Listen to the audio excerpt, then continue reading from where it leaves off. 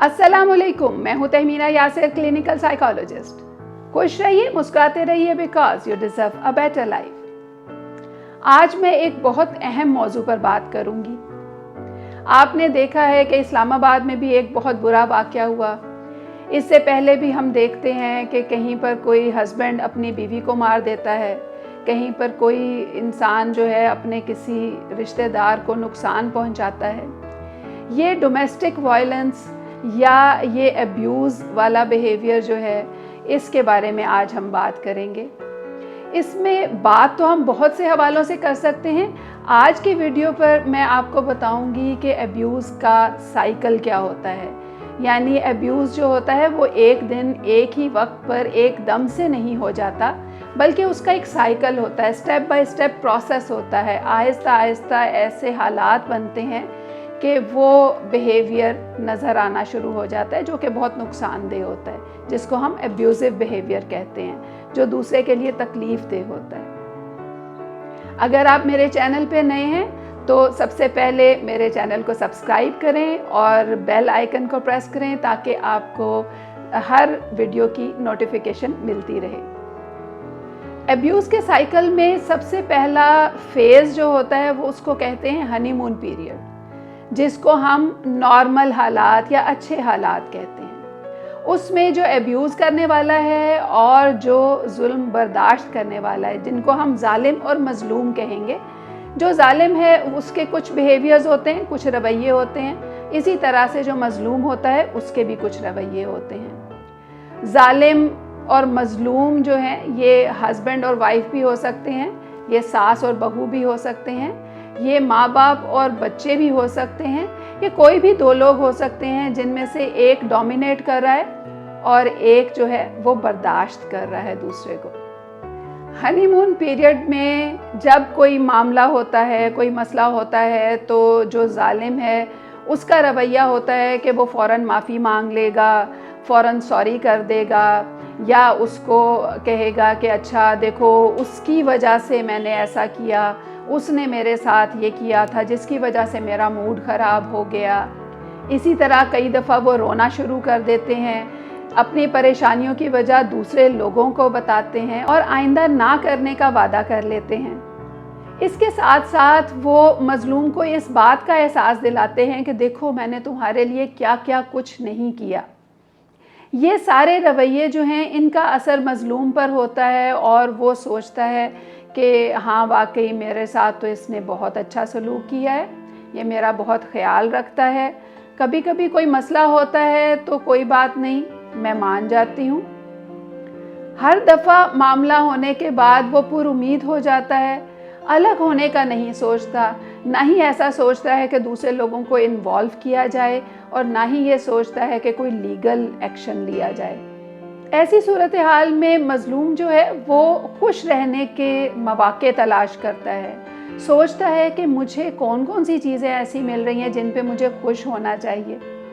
दूसरा फेज़ होता है टेंशन बिल्डिंग फेज़। इसमें हालात आहिस्ता आहिस्ता ख़राब होना शुरू हो जाते हैं। जालिम इस फेज़ में चीखता है, गुस्सा करता है, बात बात पर टोकता है, तंज करता है, मजाक उड़ाता है, दूसरे को शर्मिंदा करने की कोशिश करता है, उसको अपने एहसानात गिनवाता है, हर वक्त मूड ख़राब रखता है, धमकी देता है। कभी बच्चों को ले जाने की धमकी देगा, कभी उसको छोड़ देने की धमकी देगा, तोड़ फोड़ करता है और कई दफ़ा वो उसका ख्याल रखना भी छोड़ देता है। ऐसी सूरत हाल में मज़लूम जो है वो बहुत ज़्यादा तकलीफ़ महसूस करता है और वो कई दफ़ा बहुत ज़्यादा रोता है, अपनी तकलीफ़ का इजहार करता है, मामलात को हल करने के लिए कोशिश करता है, समझाने की कोशिश करता है, उस शख्स का गुस्सा ठंडा करने की कोशिश करता है और मसाइल का कोई ना कोई जवाब ढूंढने की कोशिश करता है। शायद कि ये वजह होगी, शायद कि वो वजह होगी। आहिस्ता आहिस्ता उसको अपनी ज़िंदगी मुश्किल लगना शुरू हो जाती है और वो हो सकता है कि डिप्रेशन में चला जाए, नहीं तो बहुत ज़्यादा लो मूड रहना शुरू हो जाता है, लोगों से मिलने को दिल नहीं करता, अपने आप में अपनी सोचों में गुम रहता है। आखिरी फेज़ होता है एक्सप्लोजन फेज़, یعنی ایسا فیز جس میں بہت سے واقعات ہونا شروع ہو جاتے ہیں۔ اس فیز میں جو ظالم ہے وہ مظلوم کو نقصان پہنچانے کی کوشش کرتا ہے، اسے مارتا ہے، اسے تکلیف دیتا ہے، اس کے ساتھ ذہنی تشدد کرتا ہے، یعنی اس کو ایموشنلی ایکسپلائٹ کرے گا، اس کو برا بھلا کہے گا، لوگوں کے سامنے برا بھلا کہے گا، اسی طرح سے اس کو جسمانی طور پہ اور سیکشولی بھی ایبیوز کرے گا، اپنے ساتھی کو دھکا دے گا، اس کو چیزیں مارے گا، چیزیں توڑ دے گا، بہت زیادہ غصہ آ جائے تو گلا بھی دبانے کی کوشش کر سکتا ہے۔ اسی طرح سے کئی دفعہ وہ چھری یا کینچی یا کوئی بھی ایسی چیز سے اسے نقصان پہنچانے کی کوشش بھی کر سکتا ہے۔ ایسی صورتحال میں مظلوم بہت پریشان ہوتا ہے، وہ لڑتا ہے، وہ بھی آگے سے کوشش کرتا ہے کہ میں اپنے آپ کو بھی بچاؤں اور معاملات جو ہیں اگر نہیں حل ہو رہے تو دوسرے کو احساس دلاؤں کہ وہ میرے ساتھ کتنا غلط کر رہا ہے۔ کئی دفعہ وہ پھر بھی ساتھی کو منانے کی کوشش کرتا ہے، لیکن اکثر وہ گھر چھوڑ کے چلا جاتا ہے، ناراض ہو جاتا ہے، اپنی فیملی کو انوالو کرتا ہے، لیگل ایکشن لینے کی کوشش کرتا ہے۔ یہ وہ وقت ہوتا ہے جب مظلوم اپنے مسائل کو حل کرنے کے لیے اس سے علیحدہ ہونے کے لیے بھی تیار ہو جاتا ہے۔